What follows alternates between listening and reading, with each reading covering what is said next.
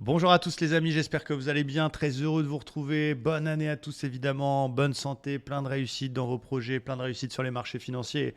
C'est le retour des Day Trading Roadmap, comme tous les matins on fait un point sur nos plans, sur les indices. Ça a commencé par le DAX, qui est dans une petite phase de consolidation néant daily, qui est autour voilà, de ses moyennes mobiles. Petite phase de conso, on a une tendance de fond qui est toujours haussière, mais effectivement on baisse un petit peu. On a l'impression que les indices se sont réveillés un petit peu avec la gueule de bois.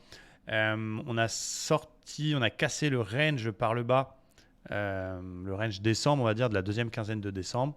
Et il est dans un flux baissier sur toutes les UT intraday, notamment le 1 heure. Alors, on a quand même des éléments qui sont intéressants sur le DAX avec une divergence haussière qui part bien en 1 heure et avec un RSI qui vient de casser les 50. Du coup, je n'ai pas forcément envie de suivre le flux et de vendre contre une divergence haussière, les amis. Je vendrai de nouveau que si on recasse les plus bas. Et j'ai un petit plan qui est sympa, un peu agressif, qui serait un achat si on réintègre le range et qu'on casse le 61,8 du dernier mouvement baissier. Ça veut dire quoi?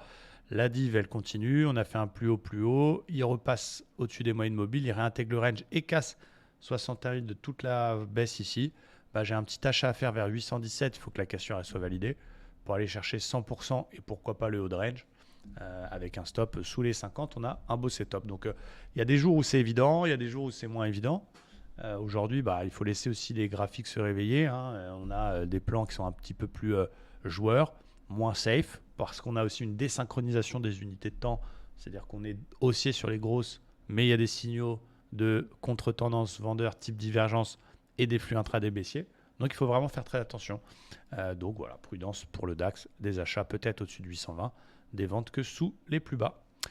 Du côté du Dow Jones, alors je fais assez rapide pour pas que cette émission dure trop longtemps. On est dans, alors c'est derrière ma caméra, le record, l'ancien record historique de janvier 2022, cette zone un peu sous les 38 000, et il y a une divergence daily. Donc ça c'est quand même intéressant. Après attention, pour l'instant la tendance reste très haussière, mais on a cette divergence qui nous fait de l'œil.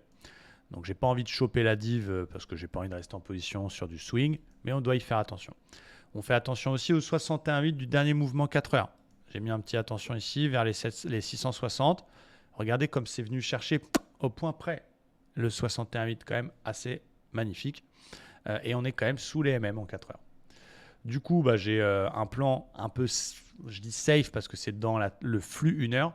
Ce serait des ventes, mais uniquement s'il passe sous 61,8. Ça veut dire cet après-midi, si j'ai un petit opère, par exemple, comme ça, je ne vais pas le vendre par le bas parce qu'on a le 61 juste en dessous et ça a été pile poil touché au point près. Par contre, si j'ai un opère comme ça cet après-midi qui sort par le bas, là je peux vendre pour aller chercher peut-être pas tout de suite les 100%, mais le précédent plus bas vers les 455. Pour l'instant, il tient, il remonte. On verra s'il change sa structure, s'il fait un nouveau plus haut pour acheter plus tard sur flux haussier, etc., etc. C'est un peu tôt encore pour le moment pour acheter. Du côté du Nasdaq, il a pris un peu plus cher. Lui aussi, il a validé une divergence. Après, voilà, c'est plutôt beau. Je trouve qu'on fait une belle correction. C'est ce qu'on aime parce qu'un marché qui fait que monter, c'est pas évident de rentrer dedans. J'aime bien la zone des 400 qui est l'ancien top ici qui me plaît beaucoup. Donc, je vais surveiller cette zone-là. La zone des 400 qui correspond aussi au 61,8 du mouvement. Vous voyez, 61,8, c'est assez récurrent. Si je prends le dernier mouvement 1 heure, la zone 400 me plaît bien. Donc là, pour l'instant, on a une div 1 heure un peu dégueu qui est un peu joueuse et j'ai pas envie d'ouvrir des trades le matin sur les US. En plus, la div, pour la tracer, on casse les bougies, donc c'est pas très joli. J'ai mis une petite flèche quand même pour le principe, mais j'aime pas trop cette div qui est quand même beaucoup de bougies, etc., etc. J'ai double plan, pas de biais. Si jamais le Nasdaq repasse sous ces 61,8 du même mouvement haussier, je ferai des ventes dans le flux sur cassure d'opère, un peu comme sur le dos, pour pourquoi pas aller chercher les 16 000. A l'inverse, s'il vient toujours dans cette même zone 400, mais que j'ai un signal du seigneur dans la zone 400, un W, une div haussière, une bulle magnifique, je peux essayer un petit achat parce que c'est une polarité daily qui me plaît beaucoup. Si jamais il remonte sans nous, sans aller chercher cette zone, on changera de fusil d'épaule et on aura l'occasion de réadapter nos trades. Voilà mes plans pour la journée. J'espère que c'est clair pour vous. Je vous donne rendez-vous très vite sur la chaîne avec plein de nouvelles vidéos. Vendredi, on fait le débrief, donc je vous poste ça samedi top and flop. Je vous expliquerai ce que j'ai fait cette semaine. Et puis, merci à tous, encore une bonne année et à très vite. Ciao, bye bye.